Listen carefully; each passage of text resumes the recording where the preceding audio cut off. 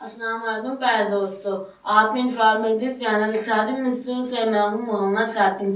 प्यारे दोस्तों, आप ये तो जानते हैं कि हजरत मौता पर शैतान तो तंत्रियां मारी जाती हैं, लेकिन प्यारे दोस्तों क्या आप जानते हैं कि हजरत दौरान हजूर पाक सल्लल्लाहु अलैहि वसल्लम तो तंत्रियां कौन से सहाबा चुन चुन कर देते थे।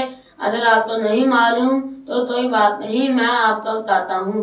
हजरत दौरान हजूर पाक सल्लल्लाहु अलैहि वसल्लम तो तंत्रियां हजरत फजल इब्ने अब्बास रज़ी अल्लाह तआला अन्हु चुन चुन कर देते थे। कमेंट सेक्शन में जरूर बताइएगा कि इस सवाल का जवाब किस भाई को आता था। उम्मीद है आपको हमारी आती वीडियो जरूर पसंद आई होगी। अपनी पसंदीदा इजहार हमारी वीडियो को लाइक शेयर और सब्सक्राइब करके जरूर कीजिएगा ताकि आपको हमारी हर आने वाली न्यू वीडियो मिल सके। फिर मिलेंगे किसी और न्यू टॉपिक के साथ, तब तक के लिए अल्लाह हाफिज।